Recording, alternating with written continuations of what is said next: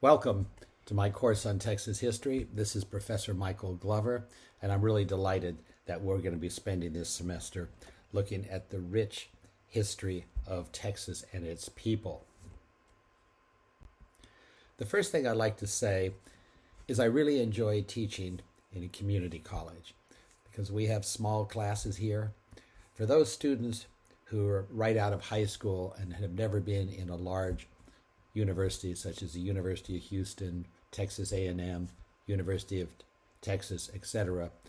The classes are about the size of high school classes, around 30 students maximum in a class.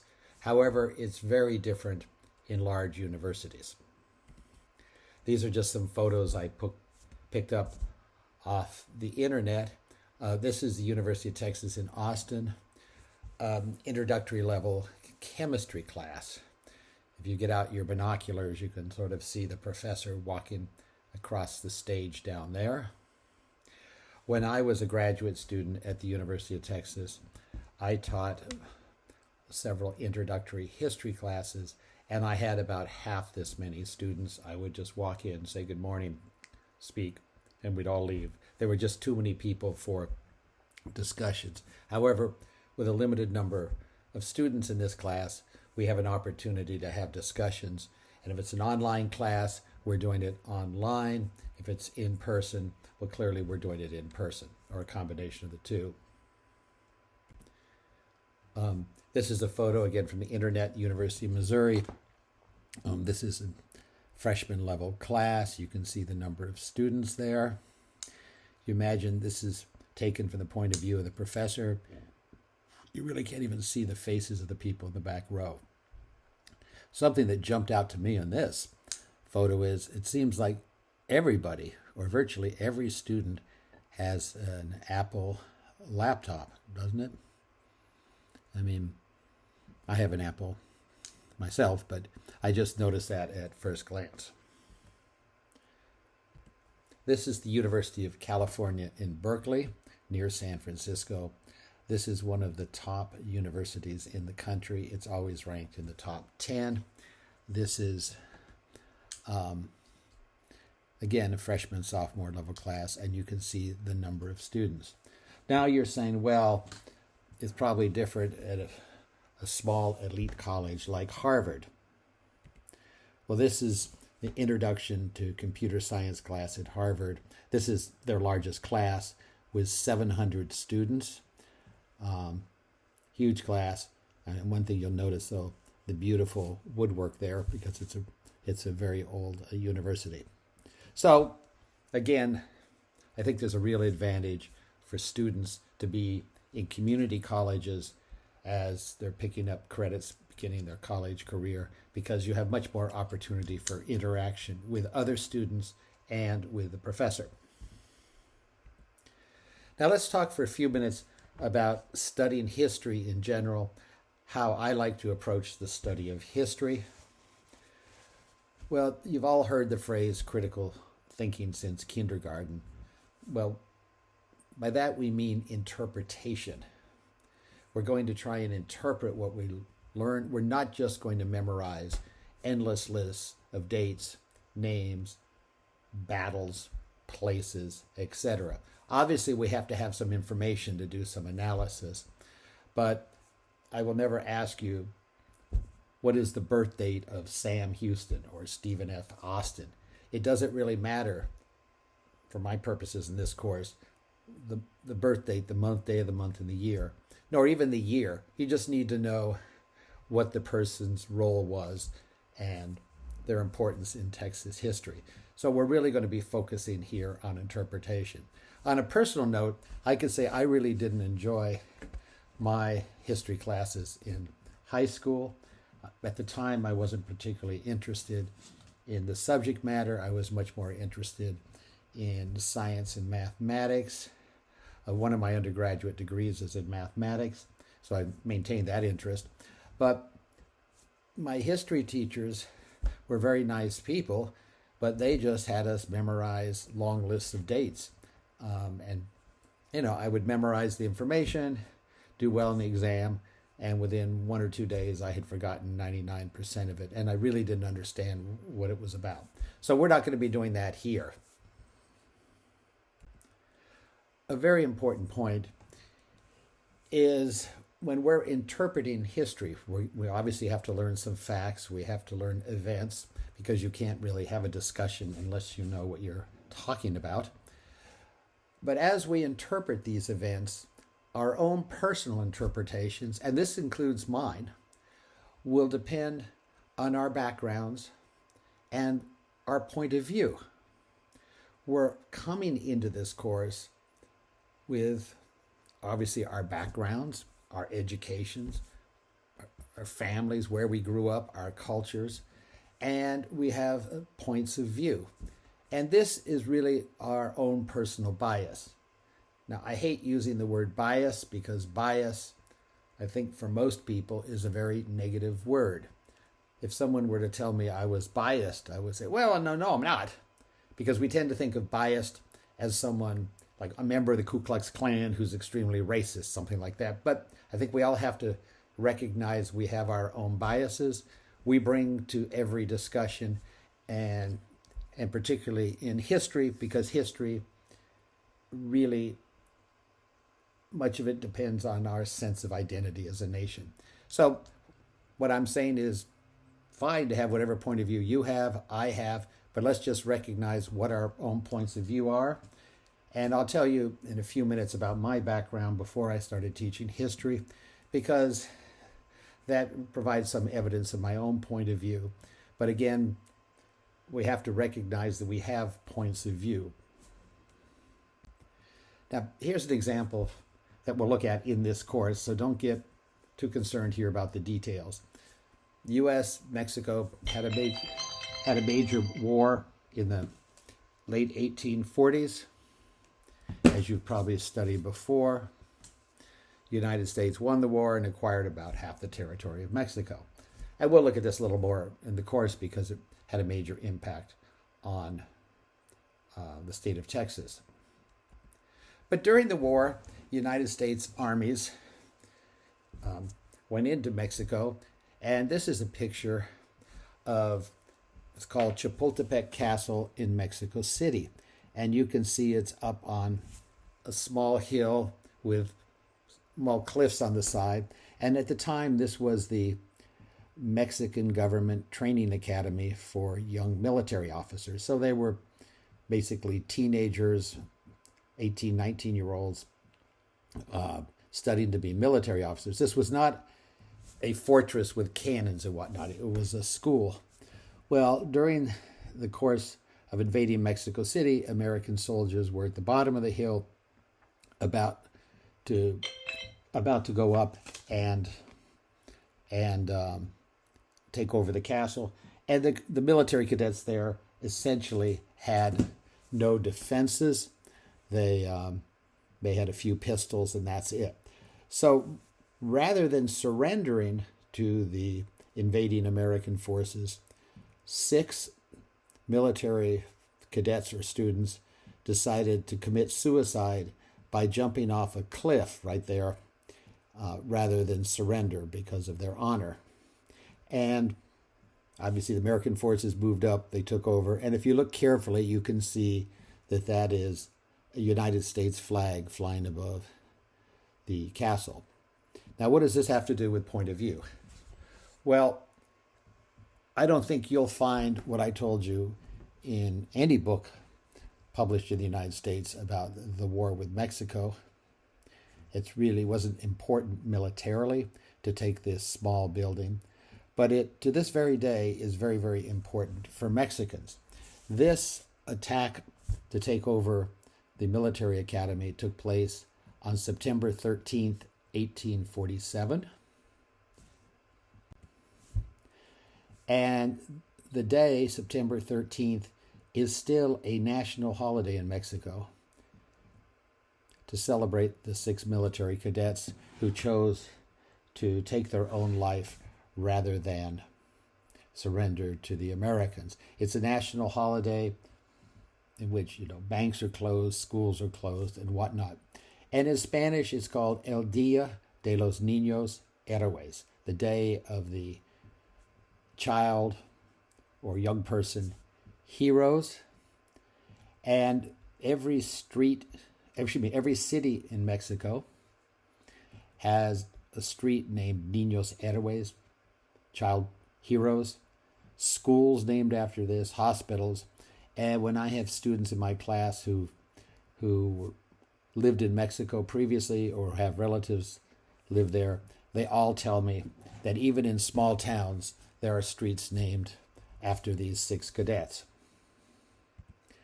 So if you go to that castle, Chapultepec Castle today, it's in a very pretty part of Mexico City, and you go up there and you see this monument, and you see the 6 towers there. Each of those is in commemoration of the military cadets who jumped to their death.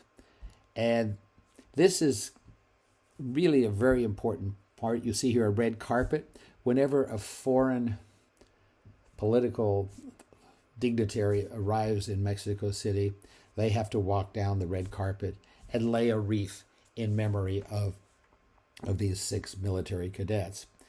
And I worked several times at the American Embassy there in Mexico City, and I remember on 2 or 3 occasions we had United States presidents visiting, and they were told obviously the background of this, and so they walked down the red carpet and left their wreath.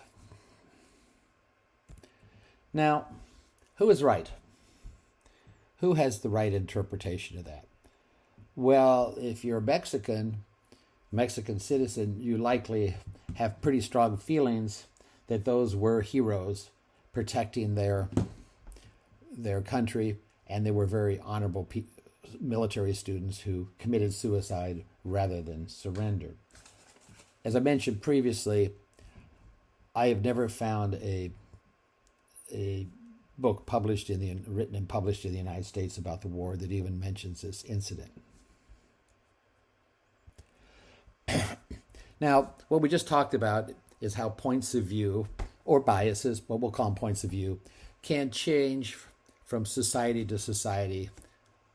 But also within a given society, points of view can change. And just one example is within the United States, how we view slavery, we as a society. In other words, the vast majority of the people.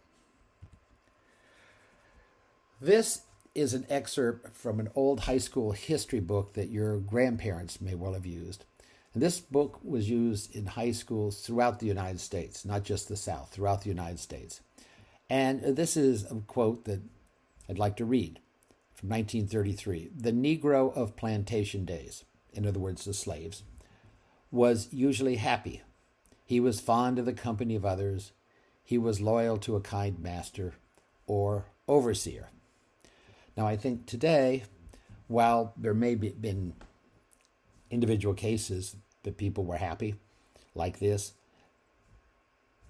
the vast majority of historians and people think, no, slavery was an evil institution, and just the fact that you're buying and selling people and taking away their liberty is evil.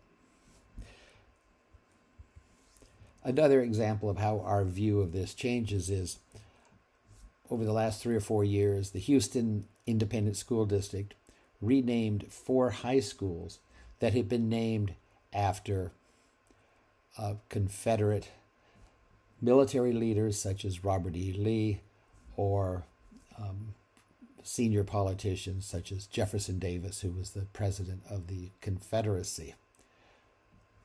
Likewise, you've undoubtedly seen news reports the last 3 or 4 years where statues of these Confederate leaders have been removed from public areas throughout the South.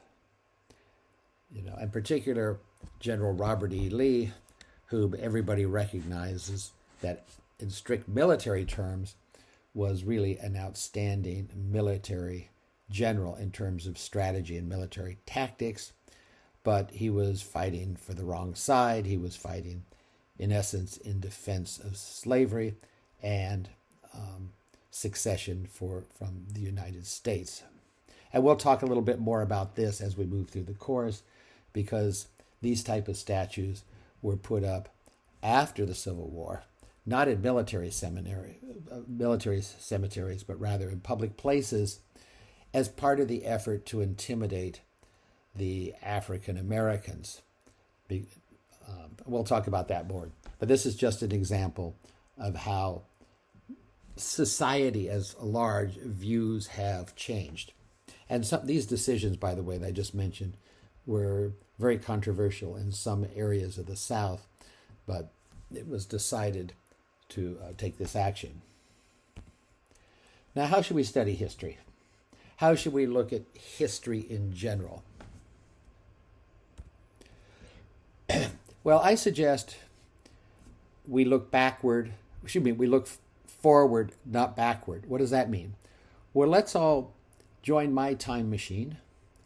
As we study this, let's pretend we're living at the time we are studying. Why? Because that way we can understand it much better.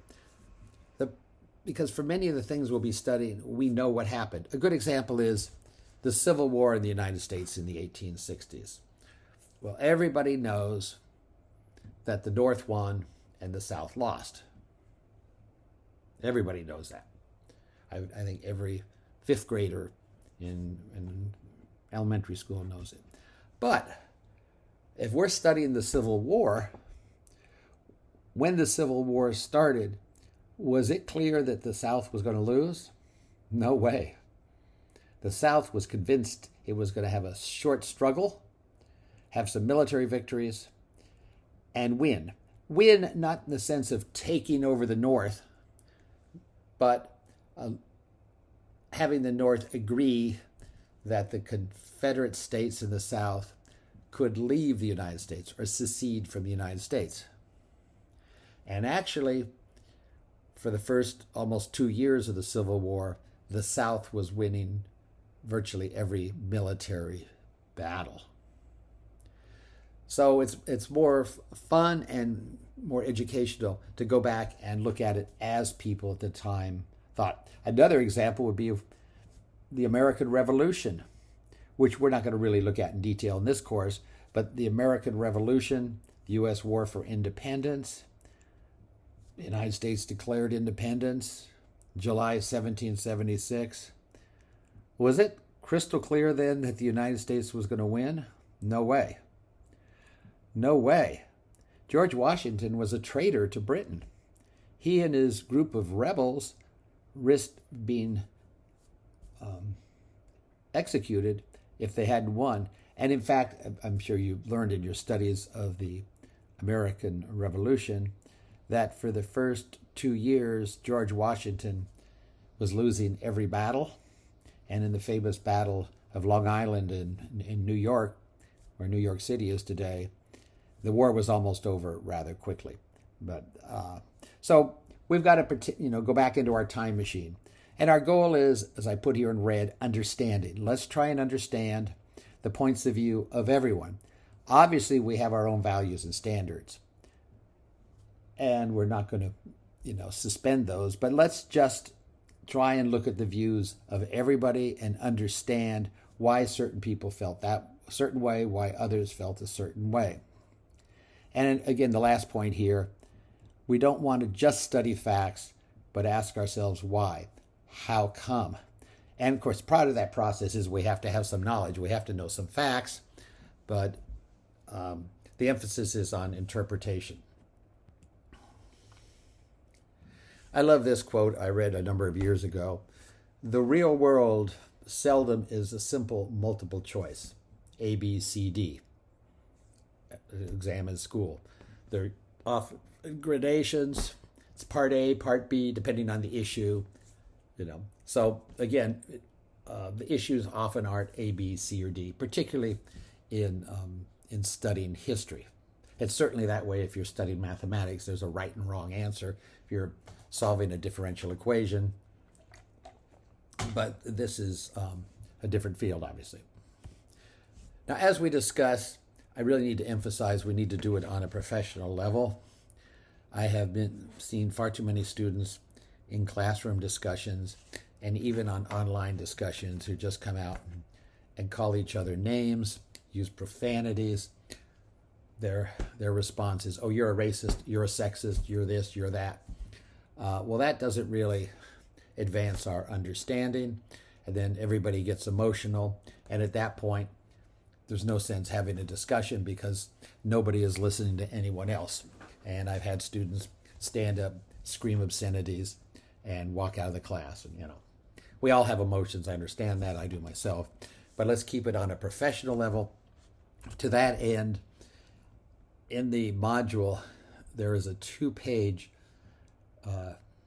PDF on suggestions on language to use in having discussions, disagreements at a professional level. I really suggest you print that out and keep it for life, for your entire career. You don't go into a meeting, let's say you're going to be a nurse when you finish your education and you're there in the hospital with the nurses and the director of nursing and people, and you're discussing some policy. You don't want to come out and just say, oh, you're an idiot or something. You want to say, well, as I suggested this, I see your point of view, but I have a different interpretation, or, well, we agree on A, B, and C, but we don't agree on that. So take a look at that.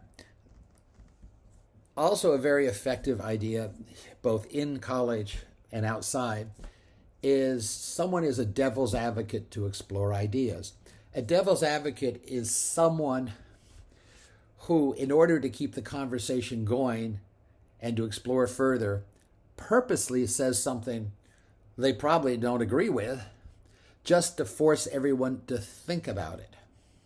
It's called a devil's advocate. This, by the way, is an official position in the Vatican, in the headquarters of the Catholic Church, and has been for 500 years. And this started because the Catholic religion has a process in which individuals can be declared saints. It's called beatification. And so they have a group that gets together in a room and they look at why this person should be declared a saint, miracles or whatever. And one person's job is to attack all the assumptions, ask for more evidence. And that person, that's their job. And they have a title. The title is in Latin, but it means the advocate of the devil. In other words, coming at it. So, for instance, everybody knows Mother Teresa, who was a nun working in the poor areas of India. And I don't know, I've forgotten when, but 20, 30 years ago or something, she was made a saint by the Catholic Church. Well, when they had the meeting there in the Vatican to look at why she should be a saint, rather than just have everybody say, oh yeah, she was a very kindly person who spent 50 years working in extreme poverty, someone would come out and say, well, why the person shouldn't be a saint. I don't know. So that's why we get the word devil's advocate. One technique I have found useful professionally is to depersonalize controversy. So let's say I disagree with you, but I don't want to come out and say, well, directly I disagree with you, because right away we'll have hostility in our personal relationship. So I can make up something. I'll say, oh, I read an article that said X, Y, and Z. And all I'm saying is what I think. And then it's interesting to watch the other person will say something like, oh, Professor Glover, don't believe a word. Whoever said that really doesn't know anything. And they're a racist, blah, blah, blah. And it depersonalizes it. And it's very, very effective in conversations at a professional level. Obviously, when you're having discussions on anything, you have to be open-minded and admit the possibility that you or I might possibly be wrong. And otherwise, frankly, in my view, there's no sense having a discussion. Why waste our time? Let's do something else. But having a discussion is on issues it's a messy back and forth process. We challenge each other. We say, gee, I really don't know that. And it's very important, and I put here in capital letters, challenge assumptions. We all have assumptions when we when we're in a discussion. And we often don't state them. But other people hearing what we're saying may not have the same assumptions we have. And really, people who've studied this in management theory and whatnot say, you really need a group to have some tension, not screaming at each other, and some disagreement to improve the value of ideas. And the worst case scenario is what's known as group think, where everybody just gets around and says, that's fine, that's fine. And the business world in the United States has really woken up to this in the last 20 or 30 years. And when they have senior level meetings, and there's an article in the Harvard Business Review about this a few years ago, often the person in charge of the meeting, who could be the head of a company, will say to one person, okay, I want you to be the devil's advocate of this meeting and challenge all of our assumptions. And many, many companies and nonprofit organizations and government institutions have found this very useful, because people are just talking blah, blah, blah. And maybe someone doesn't want to say something because they don't want to offend the boss.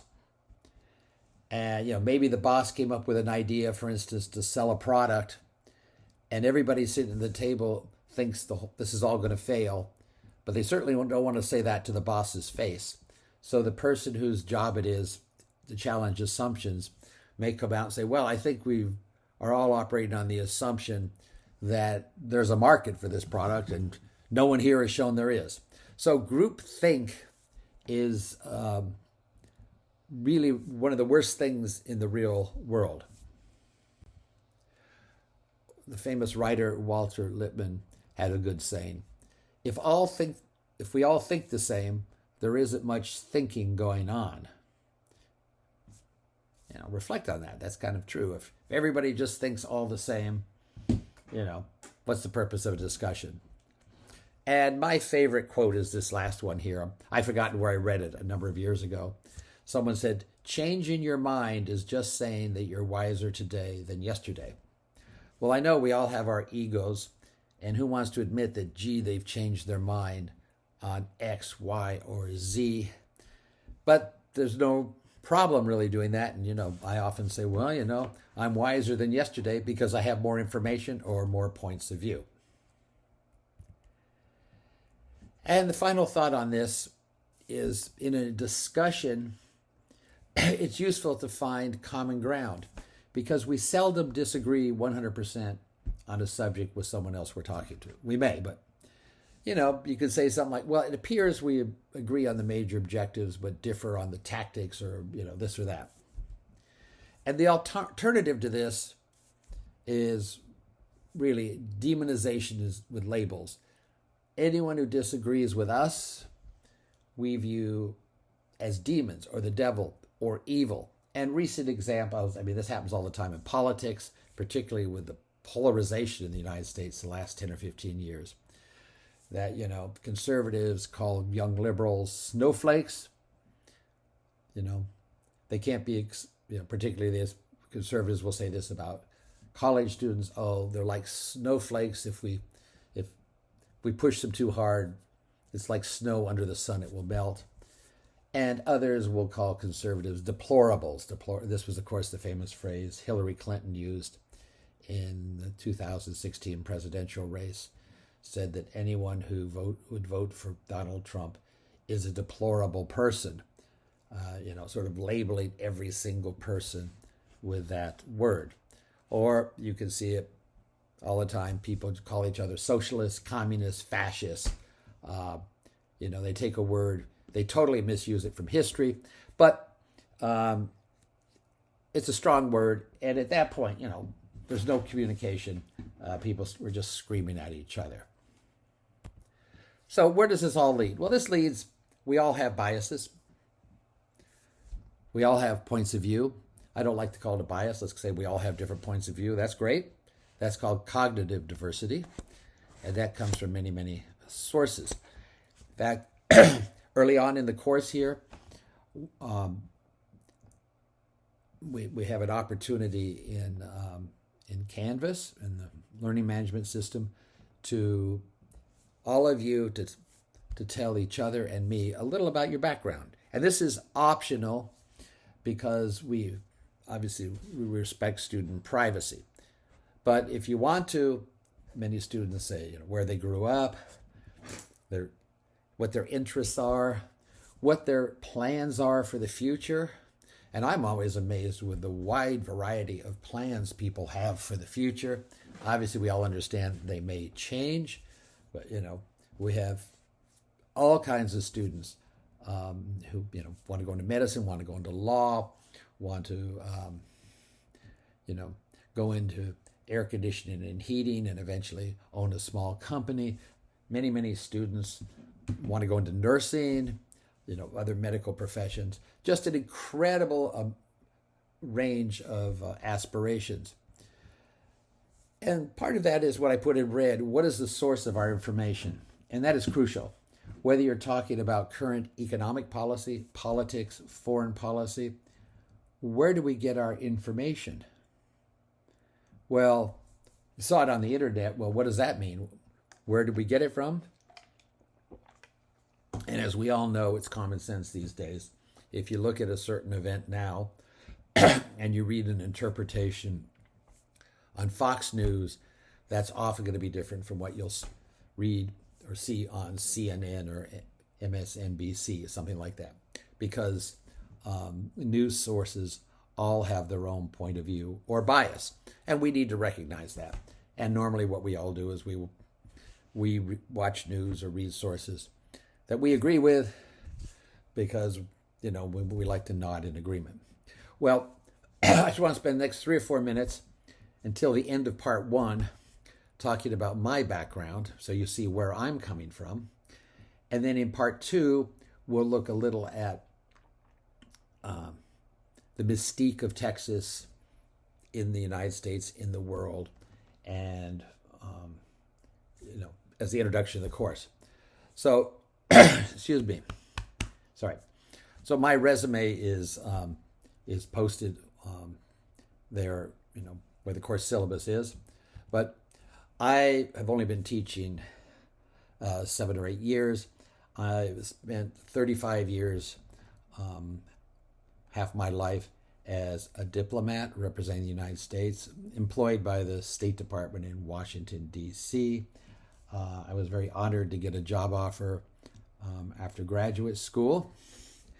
And lots of students ask me what a diplomat does. Well, a diplomat is an official of a country.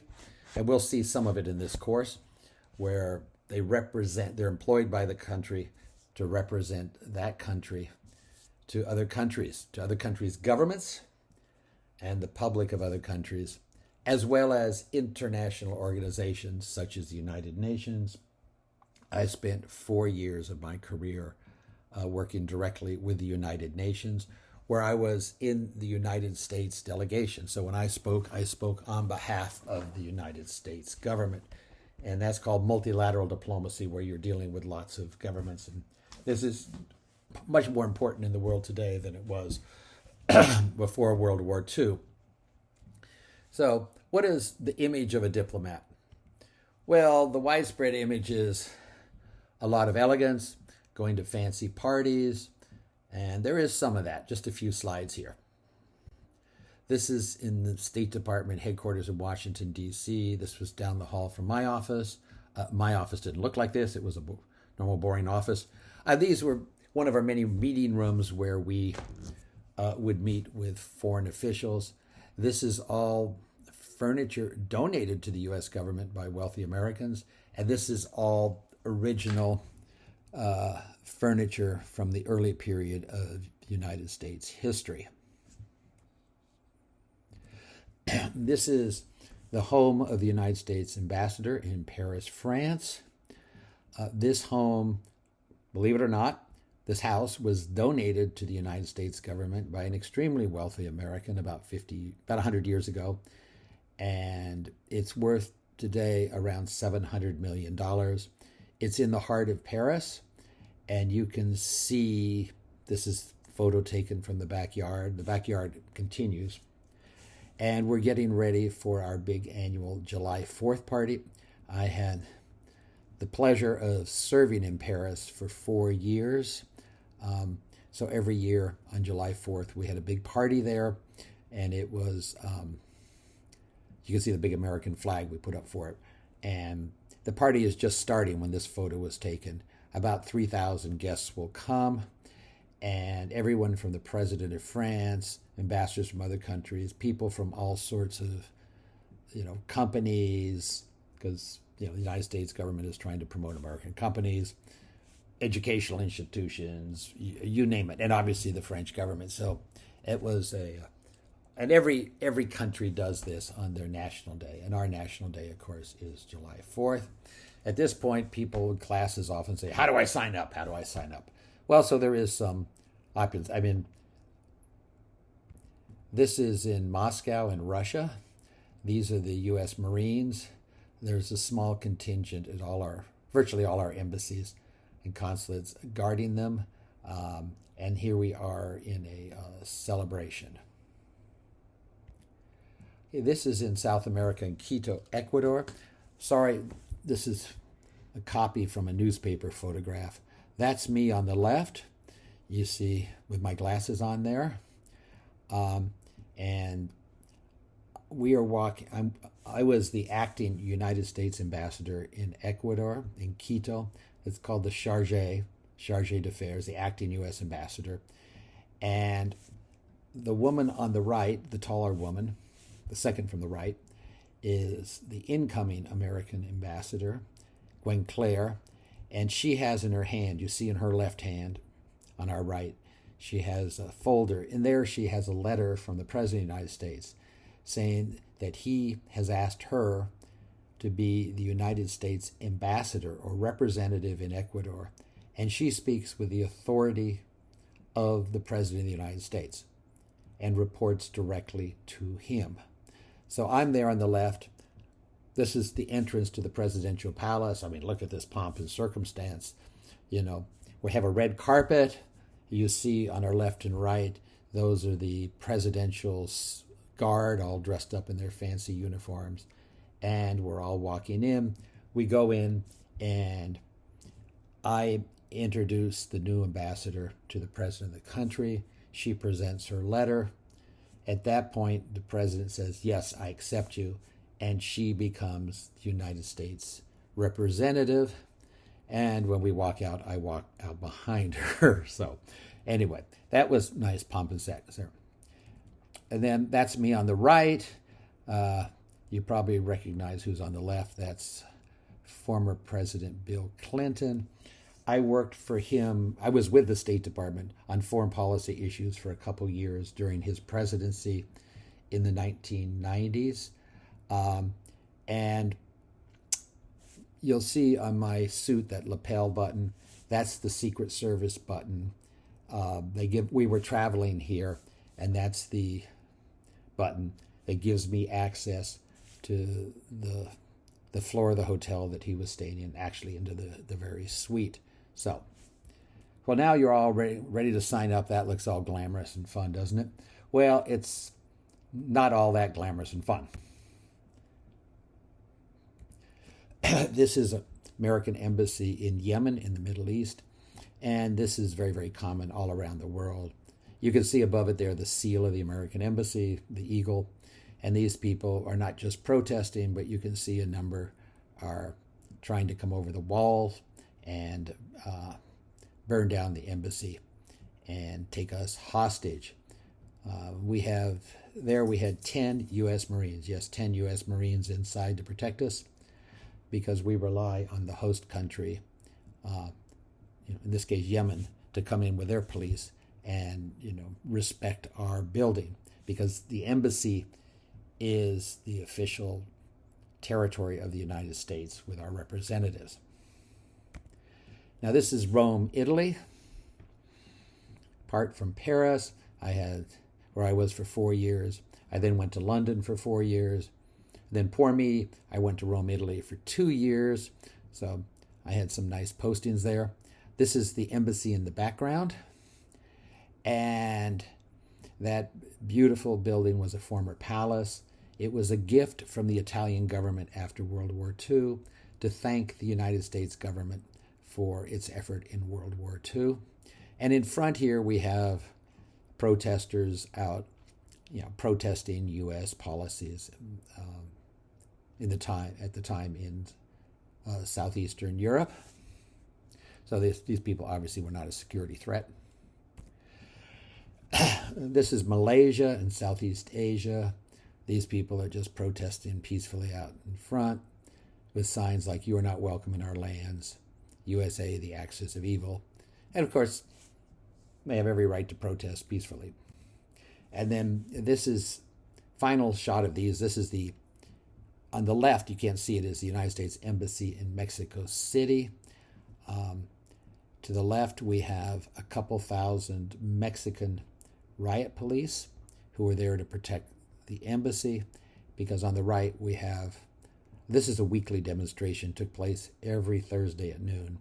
3,000 or 4,000 protesters who would come there and, on various problems with the United States that they perceived, and sometimes someone would pull out a rifle and start shooting bullets into the embassy or whatnot. But we have bulletproof glass, so we were okay.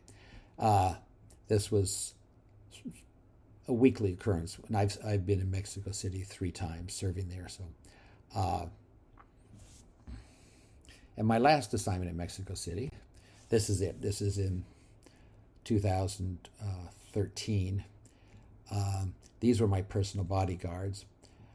I was acting U.S. ambassador at the time, U.S. ambassador to Mexico, Chargé, and these were the bodyguards in a Jeep behind my armored car. I had similar bodyguards in front. And here we are 1 mile from the United States border. That's right, 1 mile from the U.S. border. And this is in Nuevo Laredo, Mexico. I think everybody knows where Laredo, Texas is, about a 3-hour drive south of San Antonio. Then there's the river. Across the river is Nuevo Laredo, and we're about a mile from the U.S. border here. And the problem was, of course, the drug cartels there do not like the United States government or its representatives, so we were real targets. And just on a personal note, I don't know if any of you have seen the movie Argo. In 2013, it won the Academy Award, the Oscar for the Best Picture of the Year. This was my first job in the State Department, so I started off with an exciting job. This movie is about 95% accurate, based on a true story. And if anyone has seen it and wants to know what the Hollywood fiction is, I'll be happy to let you know offline. The basic movie is about 1979, a very major event in world history, when the United States Embassy in Iran, in Tehran, was overtaken by protesters, and they were protesters essentially supported by the Iranian government. The Iranian government did nothing to keep people from going over the fences. People came in with blowtorches, cut through the bars of the embassy, and took all of our diplomats who were in there. Well, diplomats, the Marine security guards, everybody was taken hostage for well over a year. A major, major event in world history, because governments under international treaties must respect the embassies of other countries. So what happened in this case is the Iranian government basically supported the protesters who went in. And the movie is about a very secret CIA operation that took place, and it only became public 20 years afterwards, in which the CIA went in and 6 of our diplomats had escaped from the embassy through a side door and gone to the Canadian embassy. And the story revolves about how this CIA went in, gave them fake Canadian passports with the permission of the Canadian government, and managed to smuggle them out of the country at great risk. This was my first job, because fortunately I was not at the embassy in Iran, but rather I was put on the Iranian workforce, task force in Washington, where we were handling all of this. This is a photo from Iran showing just before they took over the embassy, burning the American flag, which I've seen all over the world happen. But again, the Iranian government had actually participated in the takeover of the embassy. And the final slide in this part, this is a photo of me. You can see the red box in the middle here.